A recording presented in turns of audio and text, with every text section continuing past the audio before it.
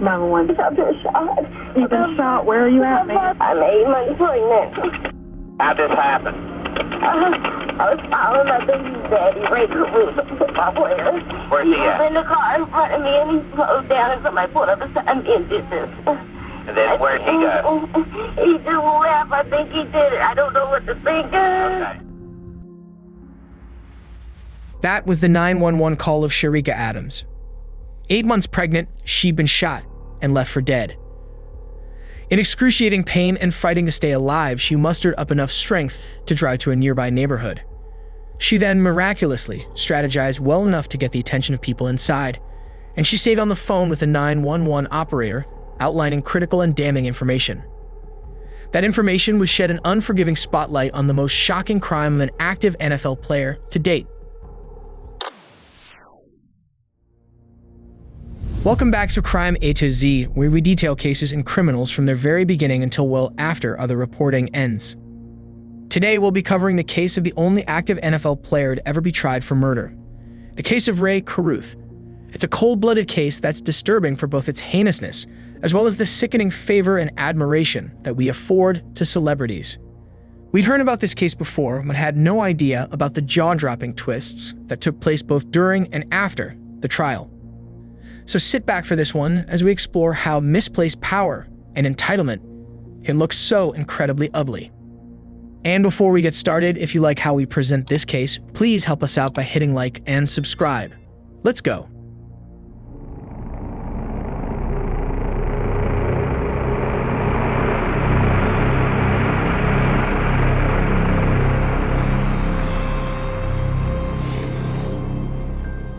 Sharica Lavinia Adams was born in June of 1975 to parents Sandra Adams and Jeff Mooney. Her parents only dated casually and not for long. As a result, Sharica was raised primarily by her mother Sandra and by her maternal grandparents in Kings Mountain, North Carolina. With Sharica's mother formulating her name from a combination of Cher from the singing duo Sonny and Cher and Eureka, the vacuum cleaner.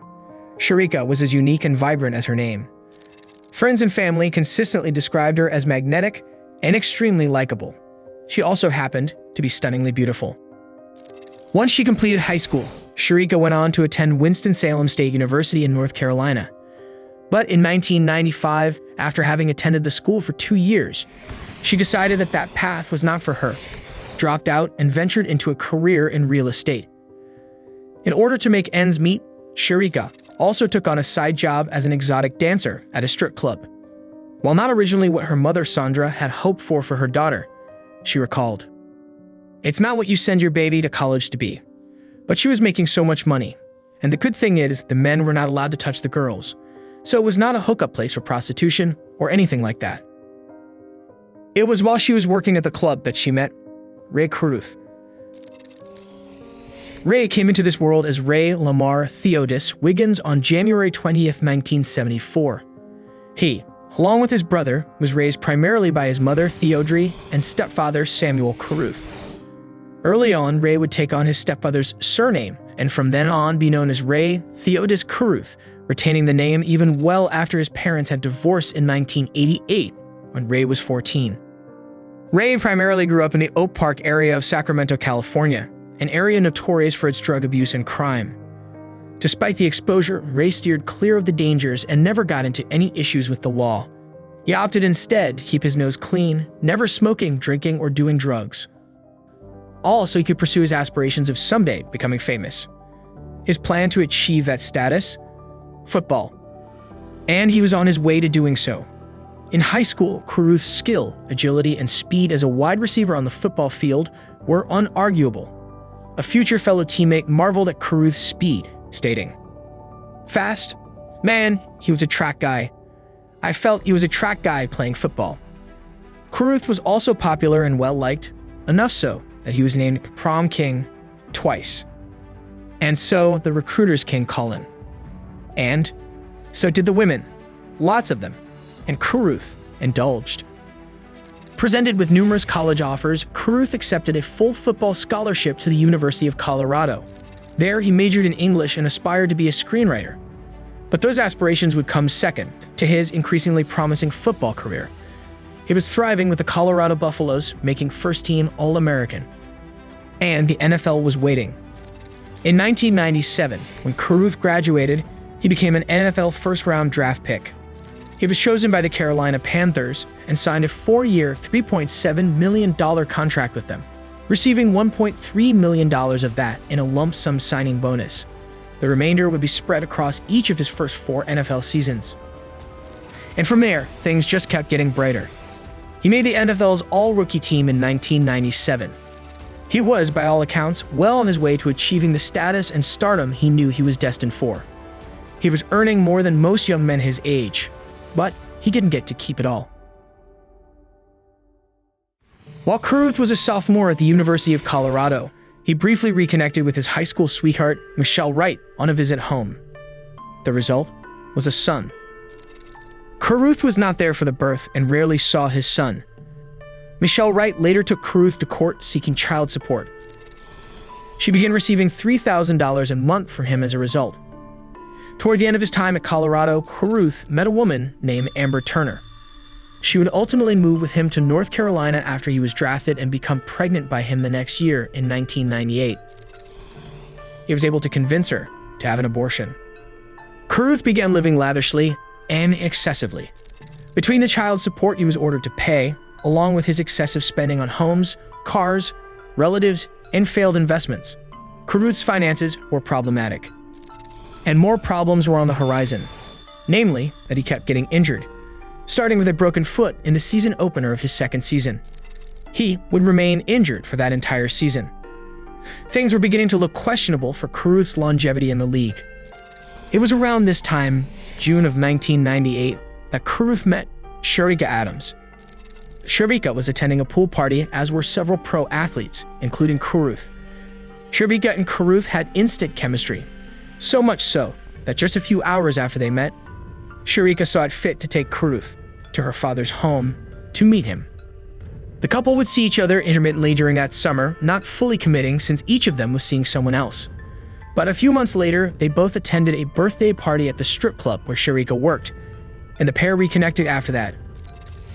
Within a few months, Sharica would end up pregnant by Rae Carruth. Carruth was not at all pleased. Given the child support he was already paying for his first child, his financial challenges, and his near-chronic injured status, he had no interest in supporting another child. So according to reports, which Carruth disputes, he asked Sharica to get an abortion, but she adamantly refused. According to friends, it was clear to Sharica that the pro football player had no interest in being involved in their child's life, but she didn't care. She was determined to have the baby anyway, and abortion was out of the question. Carruth wanted out, no matter the means. And his opportunity came quickly when he was introduced to Van Brett Watkins. Watkins was a security guard at a Charlotte strip club and an established criminal. He had served time in prison for multiple hard crimes, and by his own admission, he'd been hired to kill 4 people up until that point and had successfully done so. With Carruth standing at a mere 5 feet, 11 inches, and 194 pounds, tiny by NFL standards, he originally hired Watkins to be his bodyguard. But within a few weeks, Carruth, aware of Watkins' reputation, had a more sinister proposition for the hitman. He wanted Watkins to beat his pregnant girlfriend and force her to lose the baby. He asked Watkins how much that would cost him. Watkins' response, "I don't beat up a girl. I kill people." Carruth was fine with that outcome as well. So they settled on a payment of $3,000 up front and $3,000 upon completion of the job. And they began planning. They explored idea after idea, including Watkins carrying out the deed while Carruth was in South Carolina at training camp. But nothing was finalized. Then, with Sharica having progressed to being 8 months pregnant, they needed to move quickly. The plan was for Carruth to take Sharica on a date to the movies. Then afterward, he'd tell her that he wanted to spend the night at her home. They would drive back to his place, pick up her car, and drive in their separate cars to her home. Carruth leading and Sharica following. And in a car behind her would be Watkins, a local drug dealer named Michael Kennedy, who supplied the gun and getaway car, and Kennedy's best friend Stanley Abraham, also a drug dealer. They would orchestrate a stop in a remote area, and Watkins would ambush Sharica. And that's exactly how it unfolded. Sometime after midnight, on November 16th, 1999, as the three cars traveled along a twisting two-lane road in Charlotte, Carruth stopped his car in front of Sharica's, so Sharica was forced to stop behind him. That's when Kennedy drove up beside Sharica's car, boxing her in. Watkins was sitting in the backseat on the passenger side and closest to Sharica on her driver's side, his window rolled down. He opened fire on Sharica at close range, shooting her 4 times. Once the shooting was over, Carruth drove away, and so did Kennedy, taking away Watkins' ability to check and make sure Sharica was dead. She wasn't. She was still alive.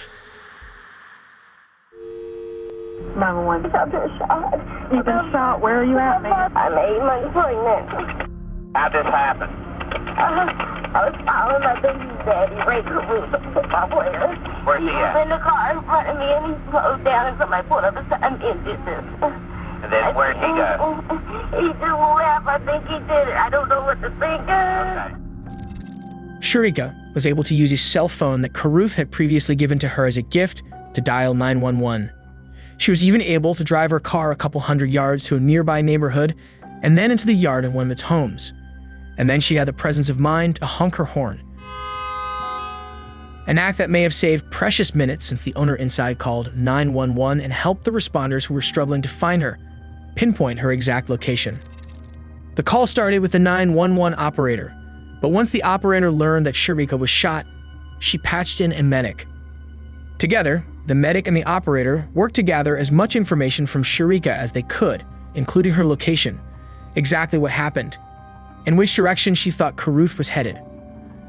Despite being shot 4 times, Sharica managed to share details about precisely where she was located, most of Carruth's home address and license plate number, and details of the events that just unfolded, all while remaining calm, courteous, and helpful. Remarkable, given the excruciating pain she was experiencing. That 12-minute call and all the damning information Sharica shared in it would turn out to be the single most important piece of evidence in the case against the person who orchestrated the hit, Rae Carruth. Paramedics arrived and administered aid to the profusely bleeding Sharica. She shared the same account of what happened with them.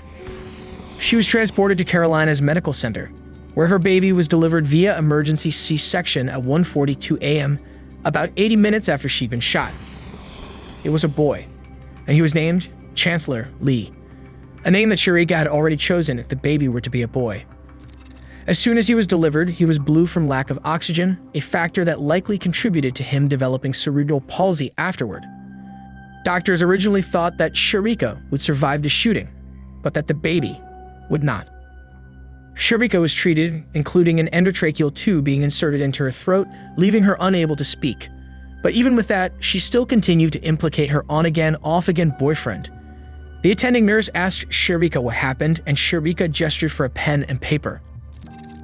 She then described in writing the night's events again in detail, including that Carruth had insisted that she follow him to her house, and that before they left, she overheard him say to someone on the phone that, "We're leaving now." Shortly after writing the notes, Sharica fell into a coma. Through phone records and some sleuthing, investigators were able to track down Kennedy, who implicated Watkins. They both implicated Carruth.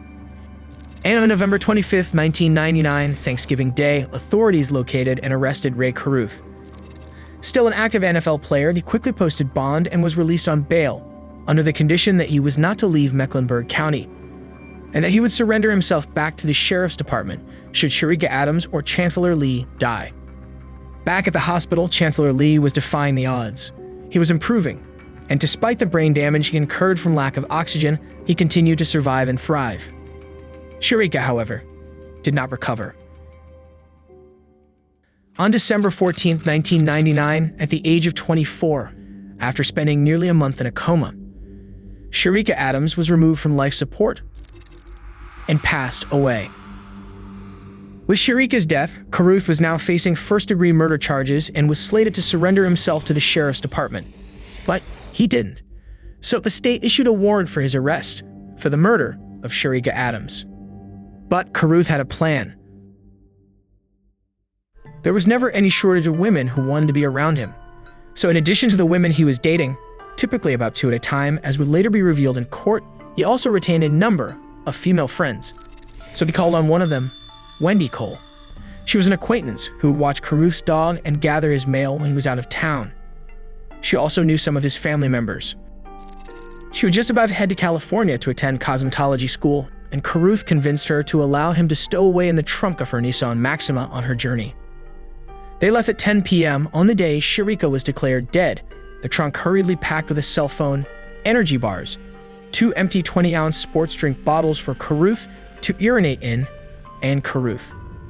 After driving through the night, an exhausted Cole checked into a Best Western hotel at 8:35 a.m. in Tennessee along the interstate, 500 miles from Charlotte.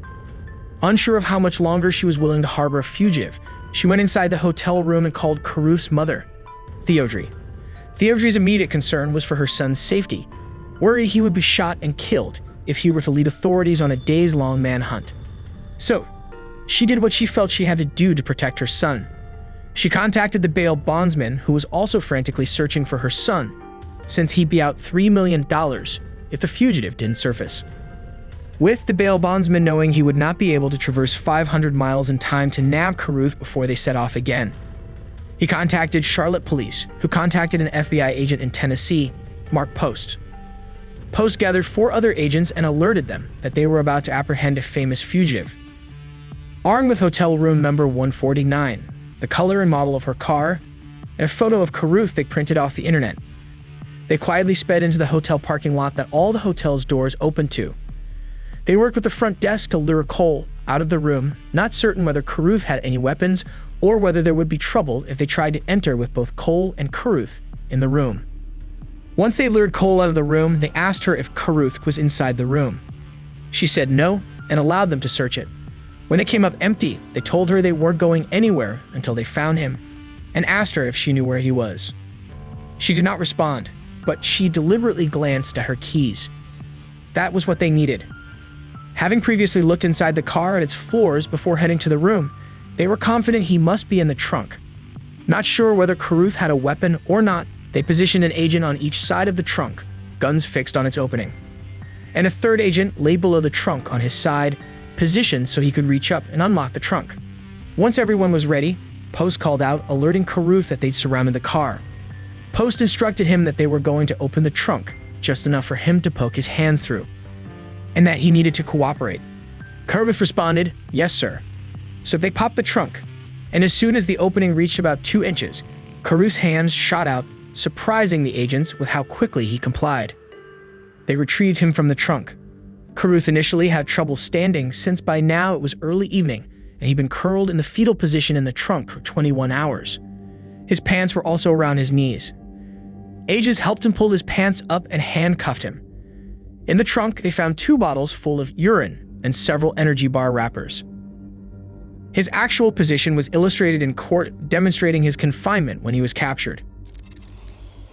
He was extradited back to Charlotte and charged with first-degree murder. Up until he became a fugitive, Carruth had actually remained on the Carolina Panthers roster.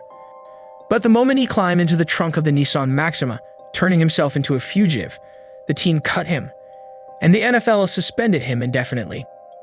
Meanwhile, as Chancellor's condition continued to improve, he was finally released from the hospital, and Sharica's mother, Sandra Adams, was able to take her grandson home to begin the lifetime of caring she was grateful to be able to provide him. Carruth's trial began in October of 2000, with it being the first time in history that an active NFL player would be on trial for murder. The trial was nationally televised headline news.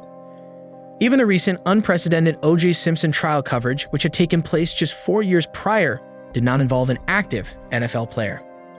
Once the trial was underway, Carruth's defense never wavered. They contended that Rae Carruth was not there when Sharica Adams was shot. They claimed that the couple had been at a movie together, but that they left in separate cars and Carruth had nothing to do with the shooting. They tried to convince the jury that Carruth had been caught up in a drug deal with Watkins that had gone wrong, claiming that Carruth was supposed to finance the deal, backed out of it, and the pair had a falling out as a result. But they had little to back it up. The prosecution presented a whole host of witnesses that implicated Carruth in the shooting, but the most damning piece of evidence was the 911 recording, which contained Sharica's powerful testimony about who was responsible for her death. Others were also called to outline in detail how Carruth was a womanizing philanderer who used and discarded women without regard. Amber Turner, the woman that Carruth forced to get an abortion shortly after he had his first child by another woman, also testified. She relayed Carruth's complete opposition to supporting another child. She stated how she'd once heard Carruth joking about killing the mother of his first child so that he wouldn't have to pay the mother any money. She also testified that Carruth claimed he had acquaintances in California that would do it for him, and that after she became pregnant with Carruth's child, he stated that he wasn't going to have any more kids with someone he wasn't going to be with. And, "Don't make me send somebody out there to kill you. You know I'll do it." She even presented a letter that Carruth wrote to her, which outlined what she should say to the police or media if asked about his son Chancellor. It included, number 1, upset I missed the baby being born. Number 2, upset I missed his first steps, first words. Amber's testimony was helpful to the prosecution. However, in a bizarre and frankly disturbing twist, Amber's mother took the stand for the defense. She started by testifying that she knew about a first pregnancy that her daughter had with Carruth in which she miscarried, and she claimed that Carruth was happy about the prospect of having a baby, fully contradicting what her daughter claimed. She stated that hearing her daughter's testimony about the second pregnancy and Carruth's forced abortion was the first she had ever heard of it. And then, once she had completed her testimony, she left the stand. And as she passed the defense table, she turned to Carruth, smiled, and mouthed the words, "I love you." The extent of Carruth's enchantment on women seemed to have no bounds, not even when on trial for murder. On the stand, Kennedy corroborated Carruth's opposition towards supporting another child. He also testified that Carruth called him at 12:19 a.m. on the night of the murder to tell him that he and Sharica were getting ready to leave the house, exactly as Sharica had reported just before she went into a coma. Everyone's combined testimony pointed to Carruth's involvement. The most compelling witness of them all was the hitman himself, Van Watkins. Across 2 days, he testified about the details surrounding Carruth hiring him to kill Sharica, including how Carruth blocked Sharica's path with his vehicle, watched the attack in his rearview mirror, and drove off. After 11 weeks of testimony from 70 witnesses, the trial came to a close. And on January 19, 2001, 1 day shy of Carruth's 27th birthday, the jury found Rae Carruth guilty of discharging a firearm into occupied property, conspiracy to commit murder, and other charges. But he was found not guilty of first-degree murder, sparing him the death penalty. Jurors noted afterward that they were conflicted about charging Carruth with first-degree murder since he didn't actually pull the trigger, and since the assassin who actually did kill Sharica had pleaded down to second-degree murder. They said had they been given the option of second-degree murder, they would likely have found him guilty of that charge. Carruth was sentenced to no less than 18 years and no more than 24 years in prison. Carruth's co-conspirators faced their own trials. Watkins, the hitman, entered into a plea bargain and pleaded guilty to second-degree murder in exchange for his testimony. He was sentenced to 50 years. Kennedy also agreed to testify against Carruth, pleaded guilty to second-degree murder, and was sentenced to 11 years. Stanley Abraham, the least involved of the group, pleaded guilty to being an accessory after the fact to assault with a deadly weapon and shooting into an occupied vehicle. He was sentenced to 90 days.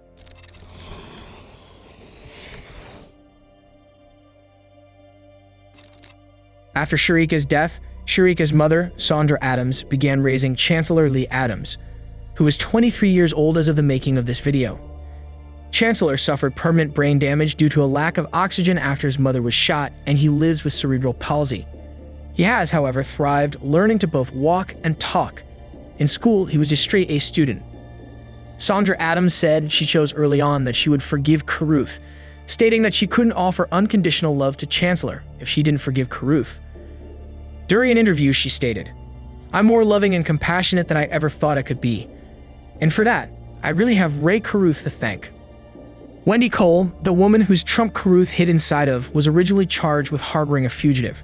But 6 months later, that charge was dropped. Stanley Abraham, the tag-along in the car, was released in June of 2001 after having served a year and a half in prison for his role in the shooting. Michael Kennedy, the driver, served just under 11 years in prison and was likewise released in 2011. Van Watkins, the hitman, is currently serving his sentence at Central Prison in Raleigh, a maximum security prison. For disciplinary reasons, he spends 23 hours a day in a cell by himself, isolated from other inmates. He has been described as a difficult inmate, having been cited over 15 times for fighting, gambling, disobeying orders, assaulting a correctional officer, and other infractions. He harbors a huge amount of resentment that Rae Carruth didn't get sentenced to as much time as he did. He blames Carruth for ruining his life, reflecting, "I won't forgive Rae Carruth. I want him dead." Watkins will be eligible for release in the year 2046. Rae Carruth appealed his conviction, but was denied a new trial. He tried to take his case to the state and U.S. Supreme Courts, but they refused to hear his case. So, the once first-round NFL draft pick making nearly $40,000 a week was reduced to making 40 cents per day as a janitor at Nash Correctional Institution, where he was first sent to serve out his sentence. His responsibilities included mopping floors and cleaning the bathrooms. He also worked at some point as a prison barber, earning $1 a day. During his time in prison, he got into 2 fights, was written up for making too many telephone calls, but was generally considered a model prisoner. Then, in keeping with the bizarro, hiving in a Trump types of twists this case became known for, Carruth and Sharica's mother, Sandra, engaged in a remote battle. Adams was making appearances in the media with Chancellor and making claims that Carruth took issue with. Carruth fired back in an open letter in an attempt to set the record straight. In essence, he accused Ms. Adams of exploiting Chancellor for monetary gain, twisting the friendly relationship she and Carruth had into a contentious one to the media, and misrepresenting Carruth's relationship with Sharica as a loving, committed relationship. In the letter, he contended that the relationship between Sharica and him was based on lust, not like or love. And that before Sharica became pregnant, they never dated, hung out, or even talked on the phone for any extended period of time. He stated that, aside from the nights that we hooked up, we spent 0 time together. Over the years, however, it appeared that the animosity between Carruth and Adams softened, and they became friendly. Carruth also changed his story at some point in prison, stating that he was indeed present at the scene of the shooting. He claimed he was in front of Sharica's car, saw Watkins pull up beside her, got scared due to the drug financing deal that went south, and sped away. Which, if true, would mean he left his pregnant girlfriend behind with a violent criminal who was furious with him over a failed drug deal. Then, on October 22, 2018, after having served his 18-year sentence, 44-year-old Rae Carruth was released from prison. Still on probation, he moved to Pennsylvania after his release, where he was reported to be employed by his family and working from home. Just before Carruth's release, Sandra Adams spoke with the Charlotte Observer and shared how she hopes to give Carruth information about his son upon his release, stating, "Maybe I can just talk to him and tell him some important things about what his son is doing and where he is in his life." She had already previously shared with them that she would leave the door open for a potential relationship with Carruth, stating, "That's his father. It's a part of him. Chancellor wouldn't be who he is without Rae." She believes that Chancellor may be the one person that would make Carruth take responsibility for his role in Sharica's death. Just over a year after Carruth was released, Sandra Adams reported that Carruth sent a very significant and generous gift to his son, Chancellor Lee Adams. The check was for several $1,000s and apparently represented the first partial payment that Carruth intended to send to fulfill the multi-million-dollar fine the court had awarded the 4 convicted men to pay Adams. The judgment seemed symbolic at the time, given that the 4 convicted men were unemployed and headed to prison. Sandra Adams stated, "I want to acknowledge that Rae did this. To me, it spoke volumes. I am truly grateful, and if he never sends another dime to his son, to me this still means that his heart is changing." We can't wait to hear what you think about this case. The deeper we got into researching, we find new facts and players that just kept taking the twists to new levels. What are your thoughts about this case and its players? Do you think Carruth's fame and the privilege it brought him drove him to do what he did? Or do you think he would have been just as ruthless without the privilege? Please share any thoughts in the comments below. And if you like how we presented this case, we'd really appreciate you hitting like and definitely hit subscribe so you never miss a single video.